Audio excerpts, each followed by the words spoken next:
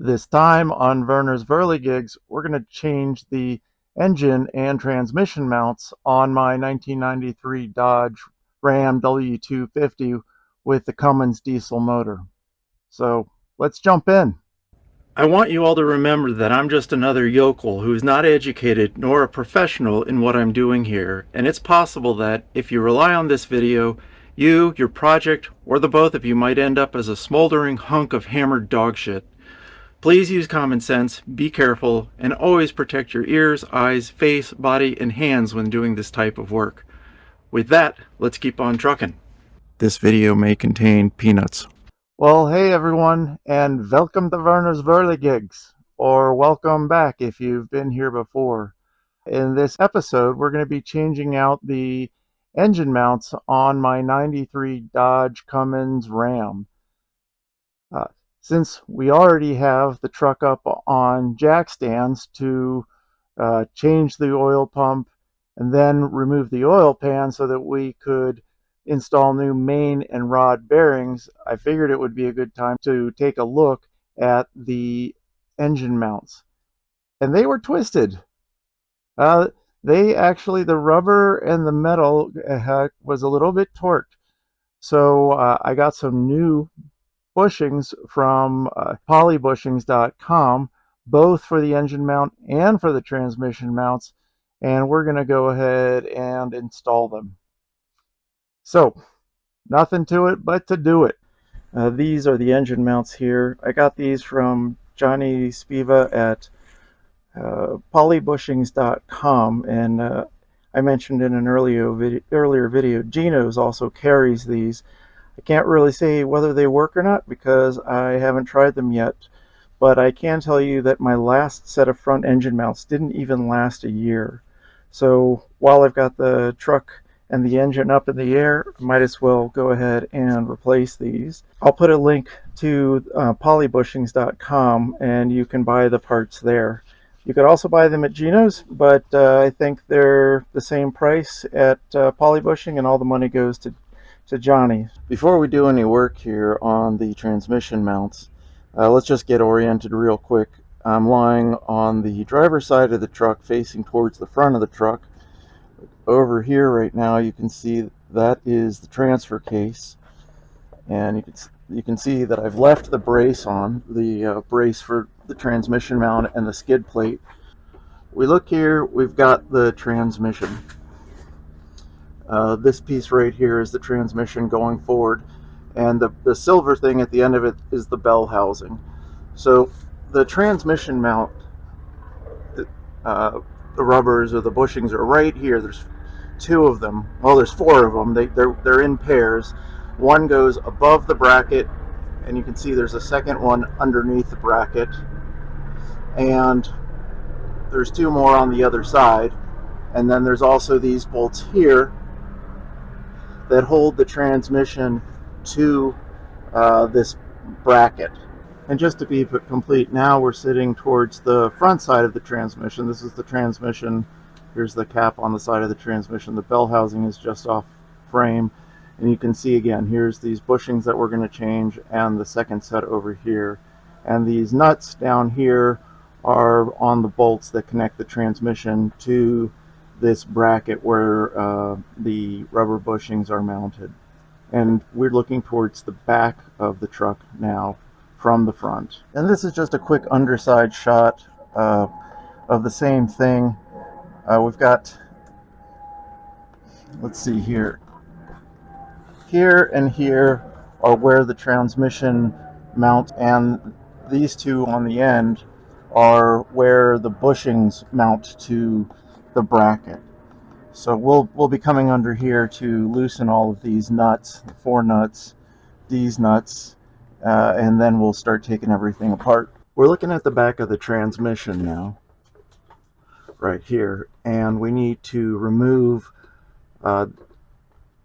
these bushings right here.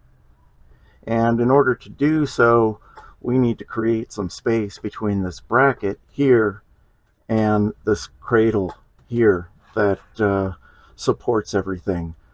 To do that, we're going to need to lift up the transmission just a little bit, like a quarter of an inch, basically just enough to make some room here so we can wiggle this thing out.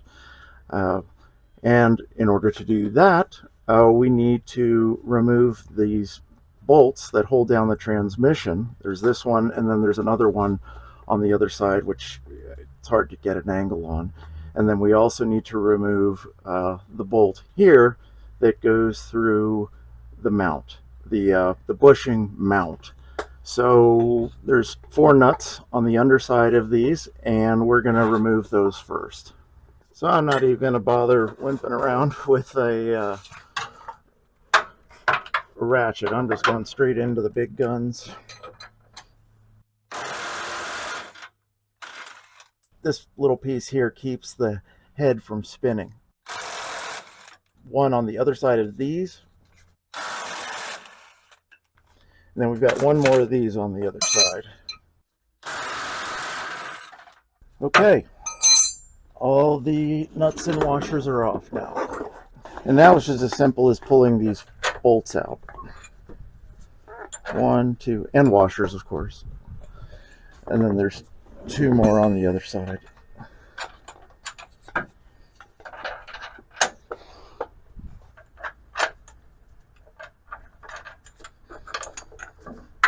And this top bushing wants to come off with this piece, but there's still another bushing in here on both sides. So to get that out, we're going to need to lift up the transmission, and we're just going to pull out this whole bracket.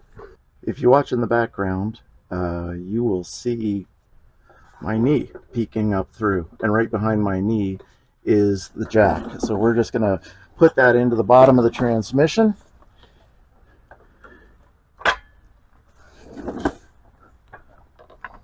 Okay, and then if you pay attention in the foreground right here, you'll see the transmission lift up off that bracket. There we go. And now that we've done that, we can just slide out this bracket with the remaining 2 bushings. Everything's cleaned up from the transmission mount now. This is the main piece that we took out, and the back of the truck is this way. So when you orient this, we pulled it out this way, and we'll put it in this way from the back. So let's just assemble it real quick. So we have the new engine mounts, and of these 2, one is just a little bit thinner, and that's like the old ones. The one that is taller goes underneath, and then you have the bushing in the middle, and then you just slide this on and it stays in place. Same over here.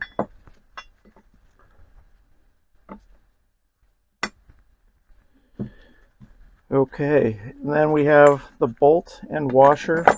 It's a big bolt that go on over here,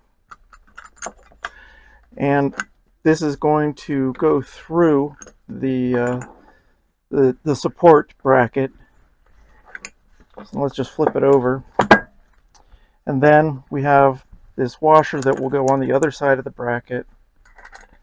And finally, there's a nut. This time I'm going to use these nylock nuts. If anybody wants to comment on that, please do. Tell me if you think I'm barking up the wrong tree here. But I just want to make sure these things don't disappear. Okay, and then we also have the bolts that go towards the center, and this is where the transmission mounts to this bracket. And yeah, so these are going to sit something like this. This piece here angles over and locks into the side of the transmission, so this bolt can't spin while you're tightening it. Yeah, so this bracket is somehow attached to the bolt. It doesn't look like it's welded necessarily. Maybe it's just a really, really tight fit. I don't know. So anyways, we have that. Let's flip it back over.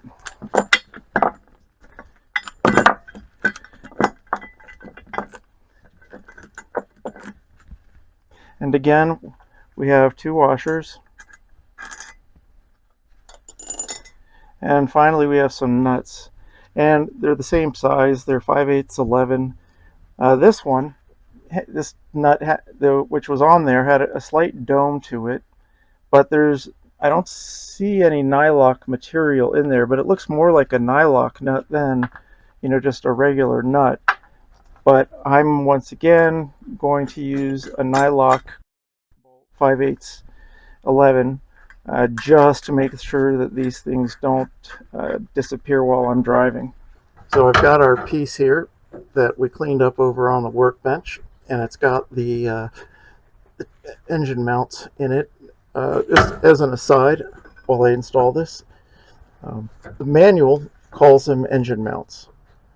Yeah, we're installing something that's supporting the transmission. I get it, but the manual calls it engine mounts. And if you go and try to do a search in the manual for the word transmission mount, I don't think you're going to find anything. So just keep that in mind. There we go.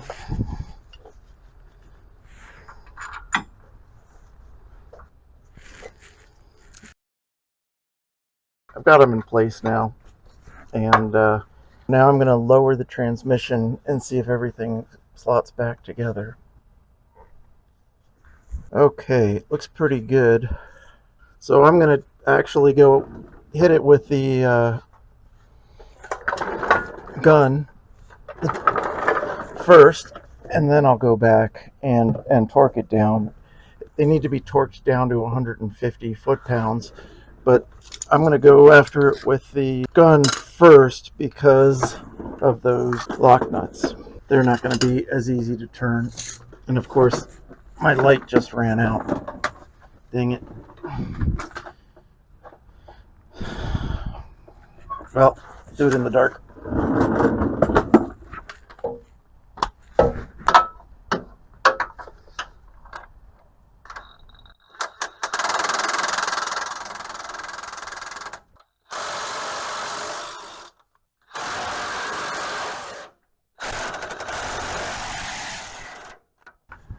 Alright, now that everything is snug, we'll go in here and torque these down to 150 foot-pounds.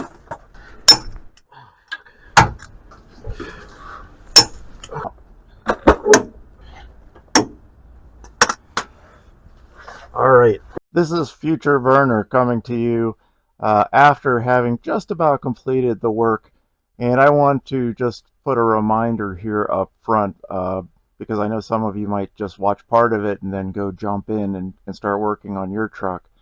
I've said in the past videos, never torque down or tighten down any nuts or bolts or screws until all the screws are in place. Well, that came to bear here. I struggled for a little bit getting the engine mounts in at the front of the truck, and I only got around that after I went and loosened the transmission mounting bolts, and with that I was actually able to use a crowbar and move the transmission and engine around to the point that I could get the front engine mounting bolts in place. So just something to chew on. Now that the engine mounts on the transmission are done, we're going to focus on the engine mounts on the engine. I am using my engine hoist to lift up the engine in the engine bay. I have the luxury of doing that because I disconnected everything from the engine in order to get the oil pan out, and I have not put the oil pan back in. I have not reconnected everything, so I've already gone ahead and hooked up the crane to the engine, and I've lifted it up probably 1.5 inches. It's still connected at the transmission end, but now there is enough space that I can wiggle out the engine mounts, the old ones, and wiggle in some new ones. Alright, let's start again under the truck. We're going to look at the underside of these engine mounting bushings. I am facing under the truck from the very front towards the back. You can see up here where the oil pan has been removed. We're going to get to that soon. And let's just focus in though. This right here is the cross member, the engine mounting cross member, the engine cross member, and the two And there's two bolts that come through from the engine bushing. One comes through right here, and there's its nut, and if we follow across to the other side, here's the other one. Now these nuts are on here temporarily, so I'm just going to remove them and the washer, then we can move on. If you're doing this and you're not me in this situation, then of course you would have to come out here and drive these off with your socket wrench or driver, electronic nut bolt driver. This is an interesting angle right here.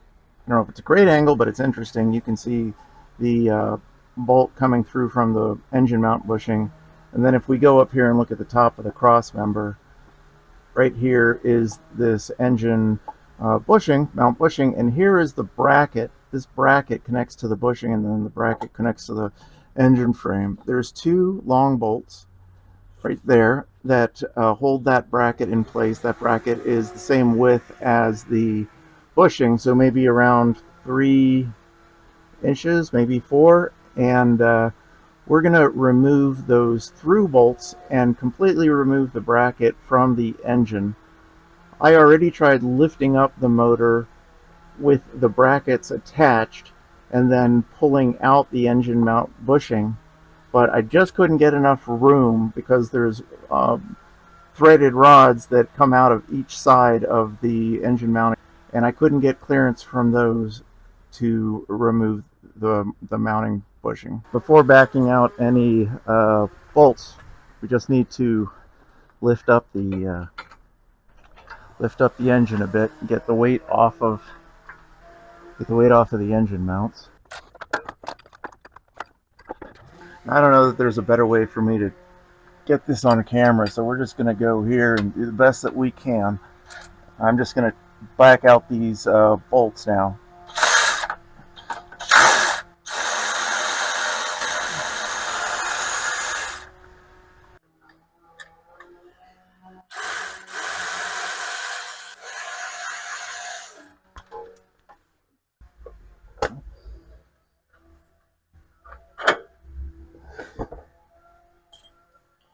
Now what I'm hoping is that these can be removed together. Oh, and they can. That is beautiful. All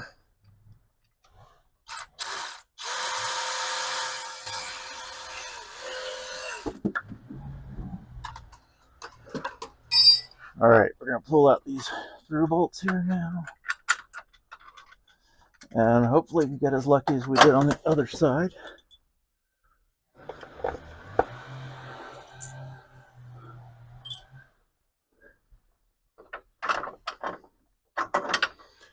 Past success is no guarantee of future success.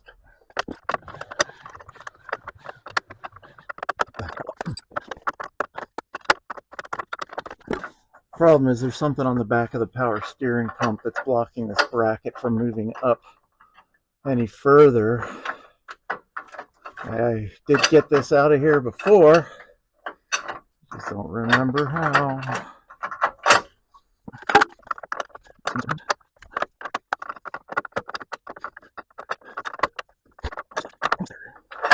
I'm going to jack it up a little more.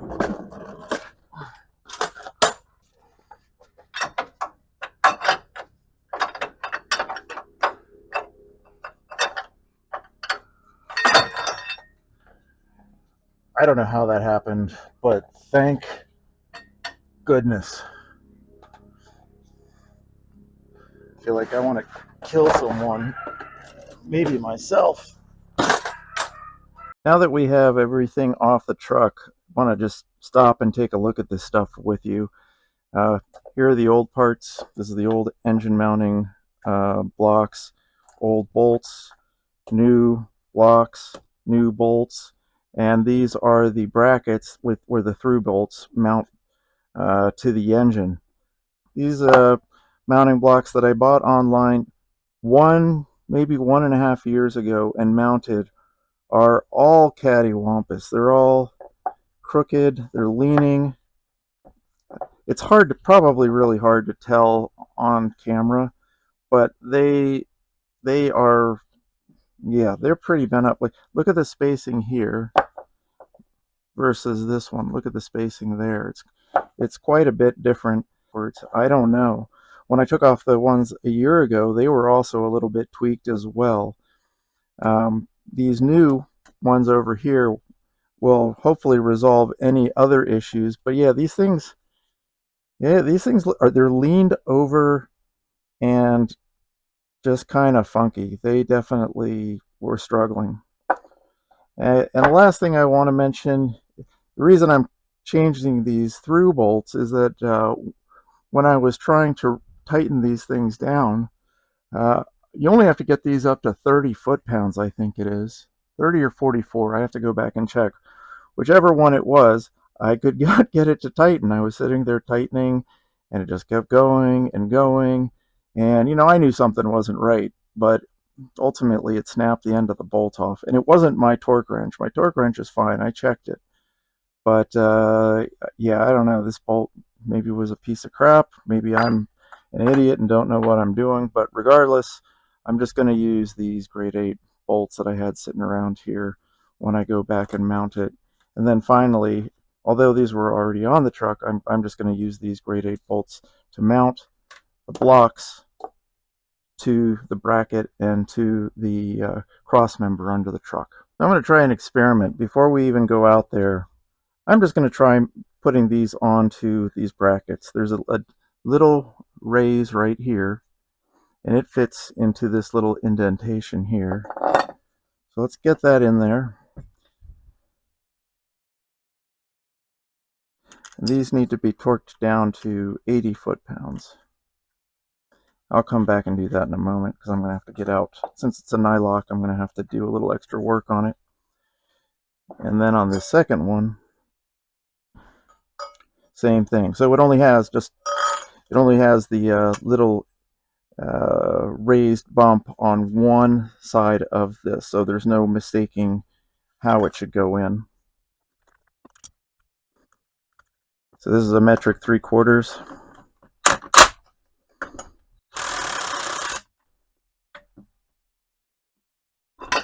I'm not torquing it down, I'm just getting it started.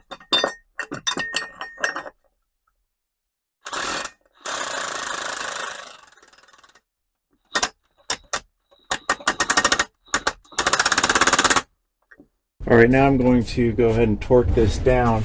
Note that the way I have this mounted in my vise, this side and this side are flush with this. So these two are flush along this edge and this edge. So I have tightened it in my vise like this. If you don't have this fixtured correctly, they will rotate with respect to one another, even though it has that little feature on it to keep things lined up. It's not perfect. It doesn't keep it perfectly lined up. So let me just get this back up. 80 foot-pounds. Okay. That's one. And do the second one. Same deal.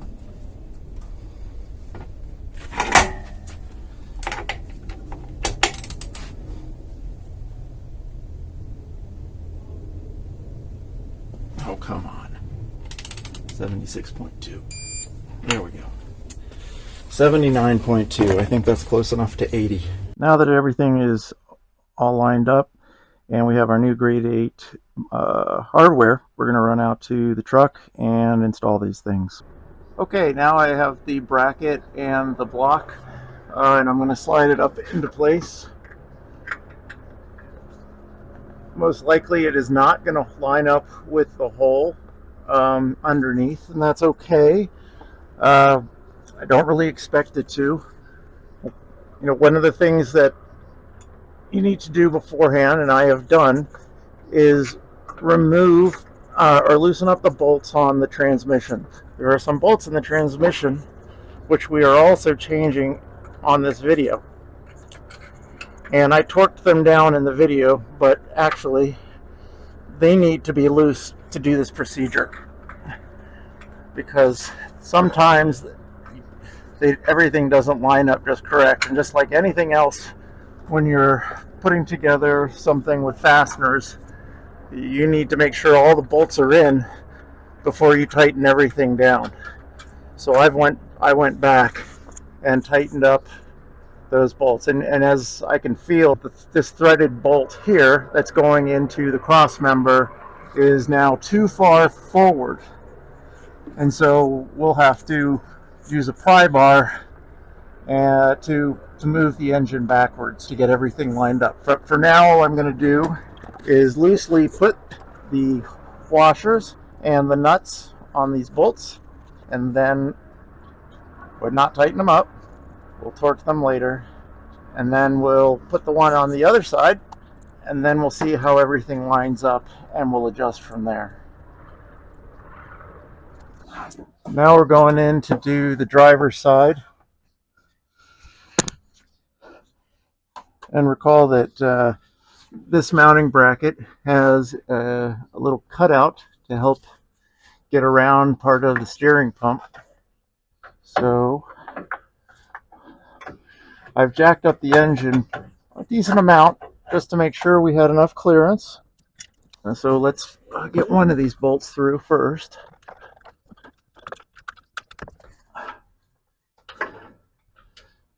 Wonder if we want to do this top one first.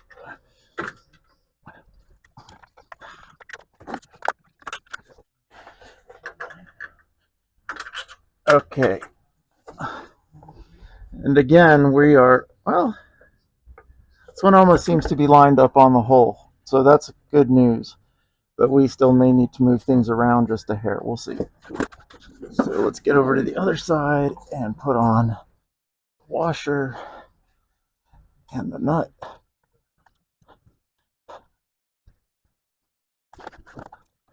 So again, right now, the only thing that's tight is where I've torqued down the support to the bracket, or I think they call it an insulator. Nothing else is tight currently, so that we give ourselves some wiggle room to move things around and get them into place before everything is bolted down. All right, now I'm going to just drop the motor just a little bit because I just want to see if things will just go through their holes or if we're going to have to do a little wiggling. We just want to get the first bolt to peek through the cross member.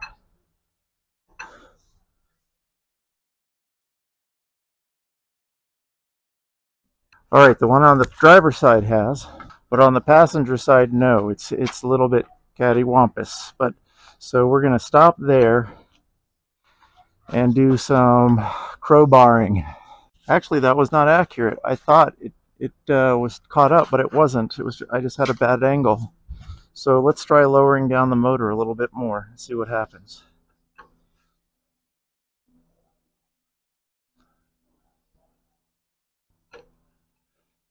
Dang, I think we're good, actually.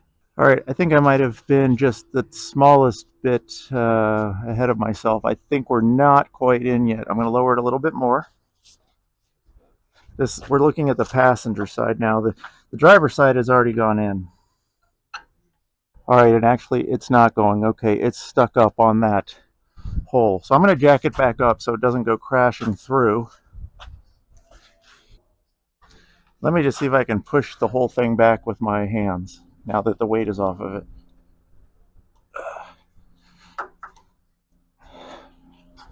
Yep, I think it went the wrong direction. So let me go back down and just put a little bit, load that thing up just a little bit, just enough so that when I rock it, it falls into the hole.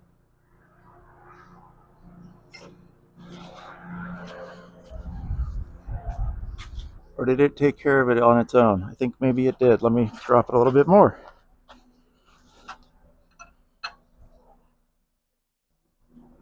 Oh, that's great. Without the nut and bolts on the front supports being fastened down, and with here these rear nuts on the transmission mounts being loose as well. I want to show you how easy it is to muscle the engine around. I mean, I've got this is not a small crowbar, but it's not huge. It's like 2 feet, and you can grab under here and just on the back of the transmission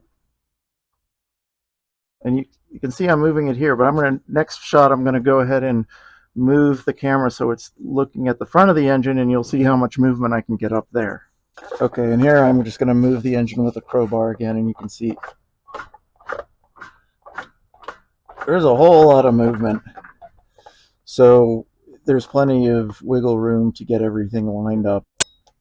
Now, because I have not yet installed the oil pan and will be needing to lift the engine back up in the frame, I'm not going to install the nut between the insulator and the cross member underneath of the motor. But I am going to go ahead and torque down the bolt and nut combo that holds the brackets to the motor itself. And these need to go to 30 foot-pounds.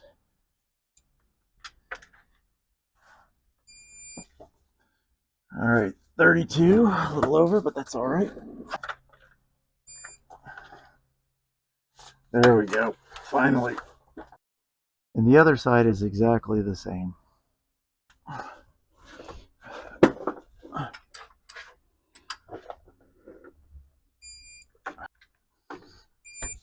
One other thing that's nice to see is that the bolt coming through from the insulator is all the way down in the slot. And that in itself isn't great, but if we look at the other side,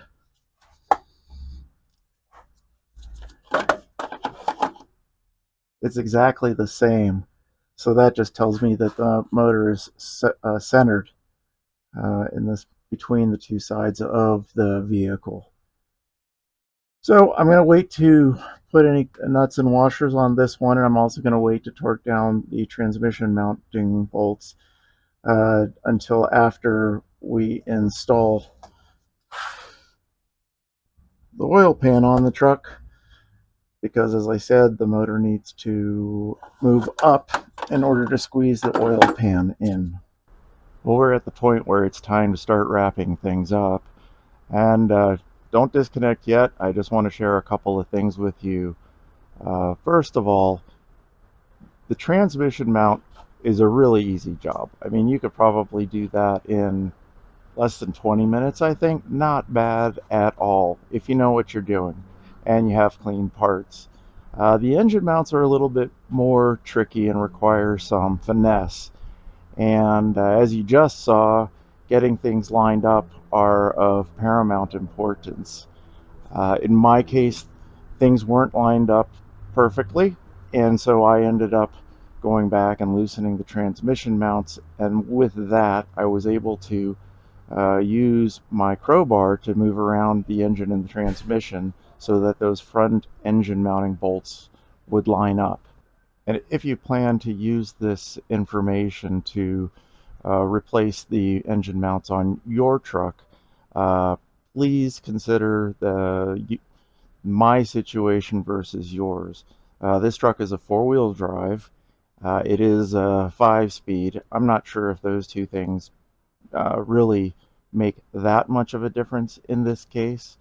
But what does make a difference is that I have disconnected a lot of things in the engine so that I can jack the engine up in order to remove the oil pan. And I have other videos on that going into why I had to go down that road. Getting the insulators, they call them the insulators, those blocks, out of the engine proved to be quite difficult for me, at least the one on the driver's side. The one on the passenger side popped right out. And I'm still not completely certain why. I found that during the installation, if I bolted the insulator to the bracket that mounts to the engine, I could just slide that whole unit in straight and bolt it down, and it was really easy. But I also tried just to take the insulator out on itself without removing that bracket, and that was more tricky. Because the insulator has these big threaded rods sticking out of either end, it becomes difficult to get enough room to get those threaded rods to go both into the uphill side and the downhill side. The uphill side being into the bracket and the downhill side being into the cross member. So You probably should watch any other videos or gather other information before taking this on, because my situation may not be identical to yours. And again, given the fact that I have removed a bunch of things from the engine, I could lift up my truck engine quite a bit, like almost, an inch and a half, maybe just a little bit more. And having that extra room really helped. I don't know what it would have been like had I only been able to lift up the engine, call it, a half an inch. So your mileage may vary. Well, if you're still with me, thank you for sticking around. If you enjoyed the video, give me a thumbs up. Subscribe. I'll keep the content coming, with the exception of August. So next month, I'm going to be doing some traveling and also having family in town. So I'm only going to be able to put out one video for the month of August. I guess it will be two. One on August 1st, which is this one, and one on the 11th, which is going to be about reinstalling the oil pan on my truck, which is going to be a little bit of a bear, considering I have to jack up the engine and then go through some contortions to get everything back together. So that's what's coming. Thank you so much again for watching. I always appreciate your company. It's always nice to hang out with you guys. Until the next time, so long for now.